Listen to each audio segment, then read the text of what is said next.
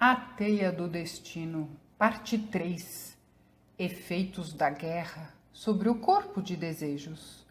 O corpo vital afetado pelas detonações dos grandes canhões. No início da Grande Guerra, as emoções na Europa foram se tornando horríveis.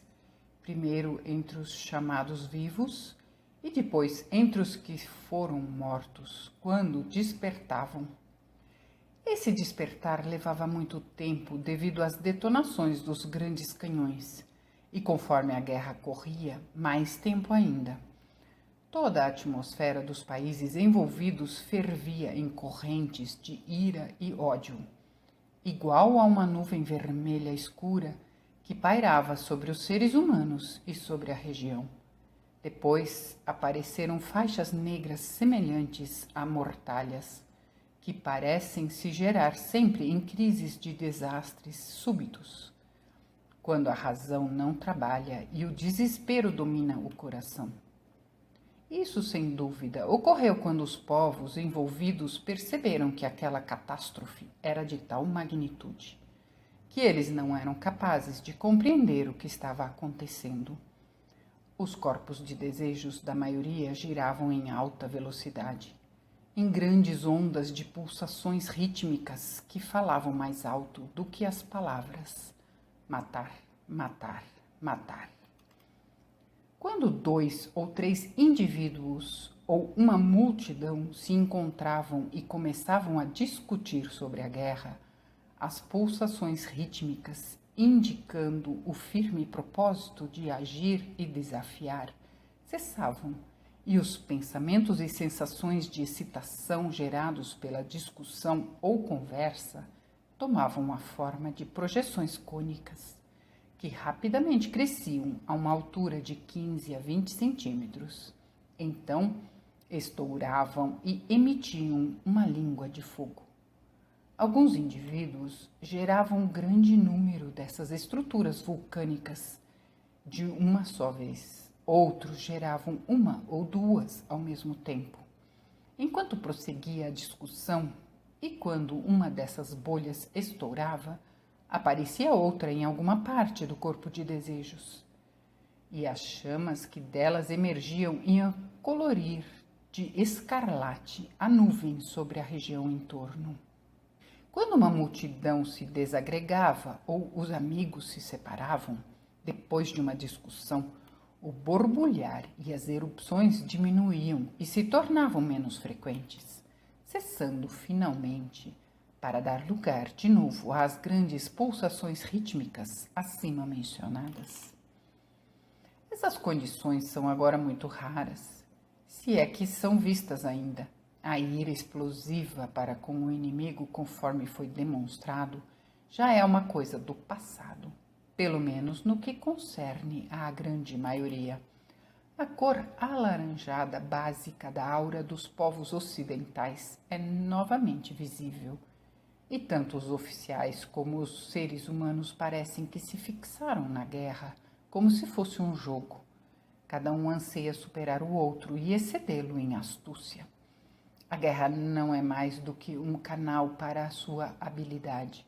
Porém, alguns dos irmãos leigos da Ordem Rosa Cruz creem que a condição de ira voltará a aparecer em uma forma modificada quando cessarem as hostilidades ativas e começarem as negociações de paz. A esta forma de emoção podemos chamar de ira abstrata e difere amplamente do que se observa no caso de duas pessoas que se enraivecem entre si na vida privada, quer comecem a brigar fisicamente ou não. Vistas do lado oculto da natureza, há hostilidades antes que os golpes sejam desferidos. Formas de desejos em formato de adagas pontudas se projetam umas contra as outras como lanças, até que a fúria que as gerou se esgote. Nos casos de ira envolvendo o patriotismo, não existe um inimigo pessoal e, por conseguinte, as formas de desejo são mais bruscas e explodem sem abandonar o indivíduo que as gerou. Os homens de aço, tão comuns na vida privada, onde a preocupação por mil e uma coisas que nunca ocorrem cristalizam uma armadura ao seu redor, permitindo que o velho Saturno os aprisione, estavam e estão totalmente ausentes. No entanto, o autor crê na hipótese de que a tensão de seu meio ambiente os forçou a se alistarem e o choque deve ter rompido a concha. Então, a familiaridade com o perigo chegou a agradá-los. É certo que essas pessoas se beneficiaram grandemente com a guerra, pois nenhum estado é tão obstrutor para o desenvolvimento da alma do que o medo e a preocupação constante.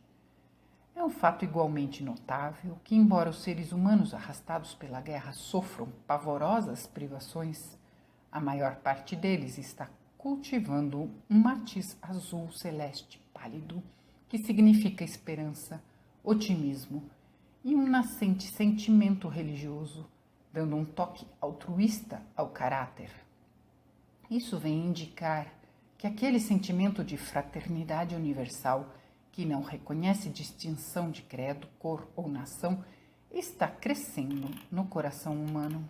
No começo da guerra, os corpos de desejos dos combatentes giravam a uma espantosa velocidade e se notava que, enquanto as pessoas que morriam por enfermidade, velhice ou acidentes comuns recobravam sua consciência em curto lapso de tempo, variando de poucos minutos a alguns dias, os mortos na guerra permaneciam na inconsciência por várias semanas e, ainda que pareça estranho, os que foram estraçalhados despertavam muito mais depressa do que os milhares que sofreram somente ferimentos insignificantes. Esse enigma não foi decifrado por muitos meses. Antes de estudarmos as causas que motivavam esse fenômeno, devemos nos recordar que nos primeiros tempos da guerra, quando as pessoas que morriam cheias de ira e despertavam nos mundos invisíveis queriam reiniciar suas pelejas com o inimigo, e até que o grande trabalho educativo iniciado pelos irmãos maiores e seus auxiliares invisíveis produzisse frutos, essas pessoas peregrinavam errantes pelo espaço, com seus corpos mutilados e cheios de amargura, sentindo a falta dos seres queridos deixados para trás. Embora tais acontecimentos são extremamente raros e prontamente solucionados, pois todos aprenderam que o pensamento criará um novo braço, membro ou rosto, o ódio patriótico desapareceu e os inimigos, que sabem falar a língua do outro, frequentemente se confraternizam com proveito para ambos. A nuvem vermelha de ódio está desaparecendo. O véu negro do desespero acabou. Não há explosões vulcânicas de paixão, nem nos vivos, nem nos mortos. E até onde o autor pode ler os sinais dos tempos na aura das nações, existe um propósito determinado por fim a esse jugo. Mesmo nos lares despojados de vários membros, isso parece ser aceito. Existe uma saudade profunda pelos amigos que foram para o além, mas não há ódio pelos inimigos terrenos.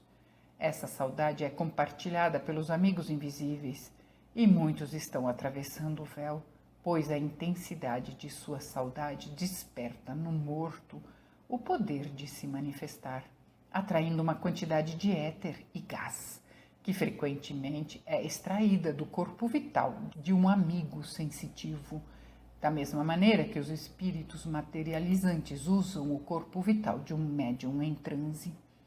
Deste modo, os olhos cegos pelas lágrimas são muitas vezes abertos por um coração saudoso, de maneira que os seres queridos, agora no mundo espiritual, são vistos novamente face a face, coração a coração. Esse é um método da natureza para cultivar o sexto sentido, que futuramente capacitará todos a saber que o ser humano é um espírito imortal e a continuidade da vida é um fato na natureza. Para compreender a lentidão com que os mortos durante a guerra recobravam a consciência no mundo espiritual, devemos, antes de tudo, empreender um estudo mais apurado dos 4 éteres, Como descrito no conceito Rosa Cruz do Cosmos, os átomos dos éteres químico e de vida, reunidos em torno do núcleo do átomo semente, situado no plexo solar, têm a forma de prismas. Todos estão situados de tal maneira que, quando a energia solar penetra em nosso corpo, através do baço, o raio refratado é vermelho. Essa é a cor do aspecto criador da Trindade, chamado Jeová, o Espírito Santo que rege a lua, o astro da fecundação. Por conseguinte, o fluido vital que vem do sol e que penetra no corpo humano por meio do baço toma a cor rosa pálida, frequentemente notado pelos videntes. Quando o fluido corre ao longo dos nervos, como a eletricidade corre pelos fios de um sistema elétrico. Assim carregados, os éteres químico e de vida são as avenidas da assimilação que preservam o indivíduo e da fecundação que perpetuam a raça. Durante a vida, cada átomo vital prismático penetra em um átomo físico e o faz vibrar. Para se ter uma ideia dessa combinação, imaginemos um cesto de arame em forma de pera, cujas paredes de arame torcido em espiral correm obliquamente de polo a polo. Esse é o átomo físico. Sua forma é aproximadamente a da nossa Terra. E o átomo vital prismático se introduz por cima, o qual é a parte mais larga e corresponde ao polo norte da Terra. Dessa maneira, a ponta do prisma penetra no átomo físico pelo seu ponto mais estreito, que corresponde ao polo sul da nossa Terra. E o todo se parece a um peão girando, balançando e vibrando. Desse modo, nosso corpo adquire vida e é capaz de se movimentar.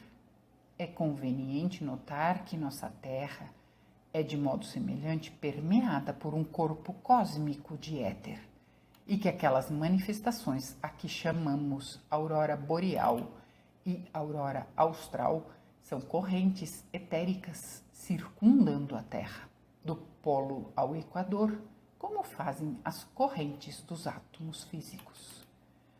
Os éteres de luz e refletor são avenidas de consciência e de memória. São um ponto atenuado nos indivíduos comuns e ainda não tomaram uma forma definida. Interpenetram o átomo como o ar interpenetra uma esponja e formam uma ligeira atmosfera áurica no exterior de cada átomo. Com a morte, acontece uma separação.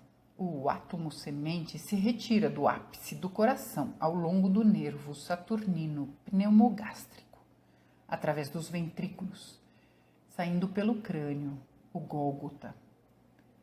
Todos os átomos do corpo vital ficam libertos da cruz do corpo denso, pelo mesmo movimento em espiral que desprende cada átomo prismático de éter do seu envoltório físico. Esse processo se verifica com maior ou menor violência conforme a causa da morte. Uma pessoa de idade cuja vitalidade declinou lentamente pode dormir e, ao despertar, se achar do outro lado do véu, sem a menor consciência de como ocorreu a mudança. Uma pessoa devota e religiosa, que se preparou pela oração e meditação para ingressar no além, poderá se desligar facilmente. Aqueles que morrem de frio encontram o que o autor acredita ser a mais fácil das mortes por acidente, seguindo-se a do afogamento. Porém, quando um indivíduo é jovem e saudável, especialmente se inclinado ao ateísmo e irreligiosidade, o átomo etérico prismático se acha tão estreitamente envolvido pelo átomo físico que requer um puxão considerável para se separar do corpo vital. Quando a separação do corpo denso dos veículos superiores foi efetuada e o indivíduo morre, como dissemos, os éteres de luz e refletor são separados dos átomos prismáticos. É essa matéria, como se descreve no conceito, que molda as imagens da vida passada e as grava no corpo de desejos, o qual então começa a sentir tudo que havia de dor ou prazer na vida.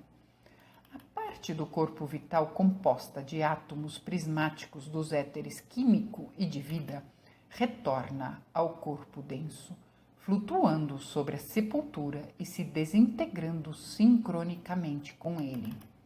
Agora chegamos ao âmago da nossa explanação.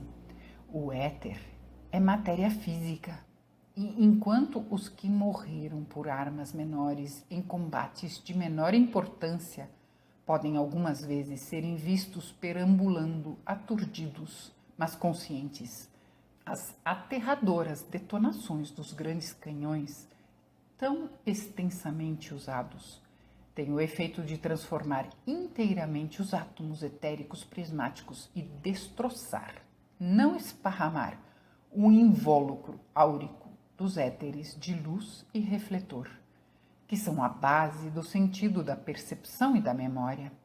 Até que isso seja explicado dentro de sua relatividade original, o ser humano permanece aturdido numa condição comatosa que perdura muitas vezes por semanas. Sob tais condições, essa matéria sutil etérica não pode ser utilizada para a formação das imagens da vida passada. Em sua grande parte, está congelada.